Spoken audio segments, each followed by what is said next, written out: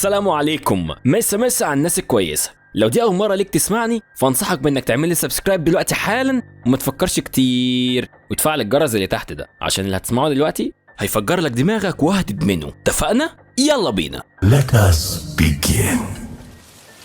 ورق الشجر الدبلان بيقع من على الأغصان وعاصفة بين المنحدرات الجبلية. واقف بيستمتع بالمنظر وهو مغمض عينيه وقافل ايده، بيسمع لغناء طيور مدينة بهارة ونسمة الهواء الباردة بتلمس وشه. بيتنهد بالراحة وهو ماشي بين الجبال، فتح عينه وابتسم. نادرا لما بيشوف السما صافية كده. بينظف هدومه من العفرة ولاحظ شوية شعر واقعين، معظمهم اسود واتنين لونهم ابيض شبه الحرير. بيسأل نفسه يا ترى انا بقالي قد ايه هنا؟ Observe. رفع شنطته على كتفه وكمل رحلته وهو ماشي على رجله وسايب وراه الشجر اللي على الرغم من انه كائن حي بيتحرك الا انه واقف مكانه. بيبص لتحت عشان يشوف طلع قد ايه من الجبل. رجع يبص لفوق وكمل طلوع الجبل. في الطريق قدامه كان موجود نبات زنبق دبلان وورقه الاحمر اتحول لبني باهت. صوت بيقول ما كنتش اتوقع اني الاقي اي حد هنا. وقف علشان يسمع الصوت كويس وهو ماسك سيفه اللي على وسطه. انت كمان جاي بتدور على قطيعك؟ الصوت بدأ يقرب اكتر.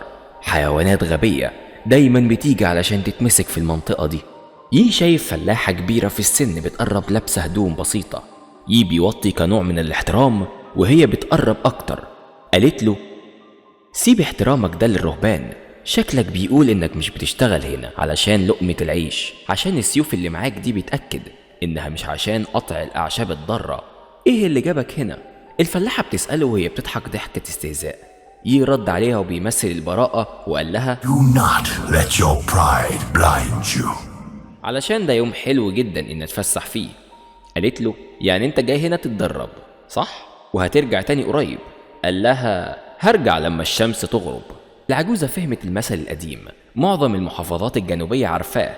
طيب ابقى عرفني لما تيجي ترجع، بس لحد ما تيجي تمشي ايه رأيك تستخدم سيوفك دي في حاجة مفيدة وتساعد ست عجوزة ضعيفة زيي.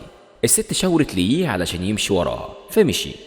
وقفوا قريب من غابة وفي طفل صغير بيعيط من شدة الوجع ورجليه الاتنين مربوطين في كرمة نبات بيلف على خشبة طويلة وتخينة. الست العجوزة بتقول الطفل ده لاسا، طفل صغير وأبكم ما بيعرفش يتكلم، لكن وجوده في الأرض هنا مفيد بالنسبة لي أكتر من إنه يفضل على الجبل الملعون.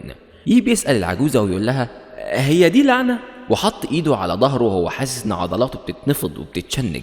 الفلاحة ربعت إيديها وقالت في حاجة مش روحية حصلت هنا، ومن غير سحر الأرض الطبيعي الأرض بتحتاج تغذية زي إنها تاخد الأرواح لو اضطرت لكده. على أي حال شكل الأرض دي لازم تتحرق. ثبت الكرمة، ما كانش متوقع إنه يلاقي الكرمات دي على الجبل، وبدأ يتكلم بصوت واطي ويقول هشوف أنا هقدر أعمل إيه. I will show you the path.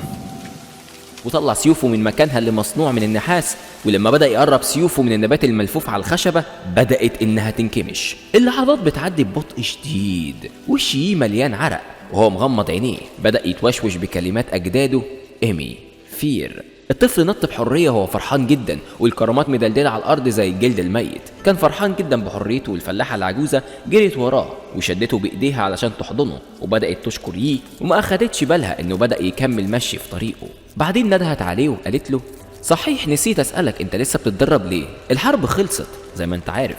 A true master is an eternal student. بس ما بصش وراه ولا بص لها.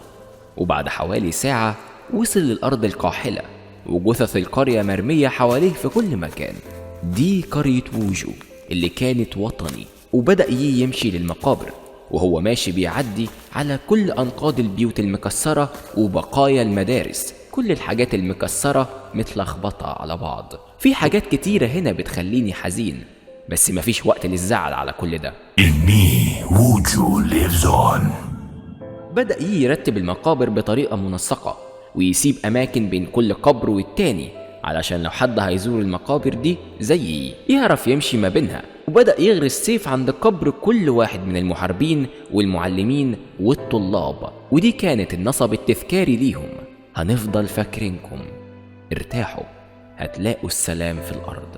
ولما السما بقى لونها برتقالي كان لسه 3 مقابر على حالهم. أقرب قبر ليهم كان مميز بإن عليه شاكوش، وراس الشاكوش مصدية من هوا الجبل. يطلع خوخة من شنطته وحطها جنب القبر، وبيكلم صاحب القبر وبيقول له: سيد دوران، الخوخة دي من ووكونج، هو ما قدرش يجي معايا في الرحلة دي، بس كان عاوزني أجيب لك فاكهته المفضلة. ووكونج بيحب موظفينه لأنه بيستهزأ بالخوذة اللي انت اديتها لي. بعد كده راح لآخر مقبرتين وحط فيهم الأغماد، جراب السيف الذهبي المصنوع من النحاس، وبدأ يردد كلمات أجداده تاني: إيمي، الطقس متسامح النهاردة، فير، بتمنى لكم تستمتعوا بالدفء. Death has marked our enemies. Let us show them. مسك سيوفه الاتنين ودخلهم في جراباتهم اللي بتزين مقابر باباه ومامته، وركع على ركبتيه ووطى راسه احتراما لأبويه، وقال: هتفضل حكمتك توجهني للصح. وقف وراح عند شنطته عشان يطلع منها الخوذة، وشمس فترة الظهر بتنعكس على كل عدسة من عدسات الخوذة ال7، شايل الخوذة وبيحصنها وحاططها قريبة من قلبه، وهو بيتخيل الحديقة اللي كانت موجودة هنا ومليانة بنبات الزنبق. ده كله كان قبل الزعيق، قبل السم اللي بدأ يلف المكان والسحر الأرض ضد نفسها. لبس الخوذة بتاعته، شبك إيده في بعضها، غمض عينيه وفض مخه ومبقاش يفكر في أي حاجة. رجليه بدأت تترفع على الأرض بس هو مش حاسس بأي حاجة. Look inward. لما فتح عينيه شاف كل حاجة، الموت والخراب وشوية إشارات للحياة. شايف الأرواح اللي ساكنة في عالم ما وراء بلده، وكرمات النبات حبساهم وبتضعف قوتهم، وهو عارف إن أي روح قوية قدرت إنها تحرر نفسها وتسيب المكان الملعون ده، واللي فضل للأسف هي الأرواح الضعيفة جدا. الوجع والصريخ في الجو. كان متعود إنه يعيط ويصرخ من الوجع، لكن ده كان زمان لما كان مفكر إن الدموع هترجع الميتين. Take comfort in a clean death. فتح عينيه ورجع للعالم الحقيقي للحظة، وبعدين رجع للعالم الأرواح تاني. الأرواح كملت صريخ. بيعمل حلقات بسيوفه، بيجري في الضباب وبيكتسح الأرض، وبسرعة البرق رجع لمكانه اللي بدأ منه الجري، وسيوفه جوه الجرابات بكل شجاعة. وفي ثواني سحق الكرمات واحدة ورا التانية، في منهم بيقع على الأرض وفي منهم بينكمش مكانه من غير ما يقع. قعد في وسط الأرواح اللي قاعدة تغني بفرح، وهو عارف إن مفيش علامة للامتنان أعظم من كده. Success requires only persistence. وأثناء ما هم بيختفوا لبعيد كان صدى أصواتهم الفرحانة مالية الدنيا.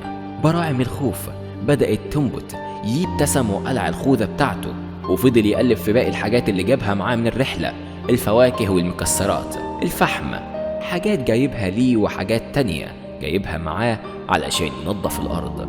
مش دلوقتي، لسه ما جاش الوقت. I remember a warmth called hope. طلع قلم من القصب وقايمة مكرمشة. الصفحة كانت عليها أرقام 60 54 41. قعد يحط خطوط رفيعة تحت الأرقام، وتحتهم كتب شوية كلمات. 30 يوم من وقت التنظيف. يعرف إنه قريب جدا هيبقى المفروض عليه إنه ينفذ للفلاحة طلبها ويحرق الأرض ويبعد بيتها عن النيران، لكن مش دلوقتي، لسه ما جاش الوقت. My mind is free. لو عاوز نعمل قصص اكتر من النوعيه دي ونبدا بقى نعمل قصص الشامبيونات مع بعضيهم وضرب النار اللي بيحصل بينهم ده، اكتب لي تحت في الكومنتات عايز قصه مين في الفيديو الجاي. ما تنساش تعمل سبسكرايب للقناه حالا وتشغل جرس التنبيهات عشان يجيلك اي فيديو ليا اول ما ينزل. وبقول لك ما تنساش تدخل على الجروب السري بتاعنا اللي تحت في الديسكربشن عشان بنعمل فيه جوائز وجيف اويز كل يوم. ما تنساش تعمل شير للحلقه ومنشن لاصحابك عشان بيكو ومعاكو هنكبر وهنبقى اكبر قناه للقصص في الوطن العربي باذن الله. واوعى تنسى ان دعمك هو اساس نجاح القناه. الهدف الجاي هو 50,000 مشترك باذن الله، وبيكو هنوصل. بحبكم كلكم. يلا سلام.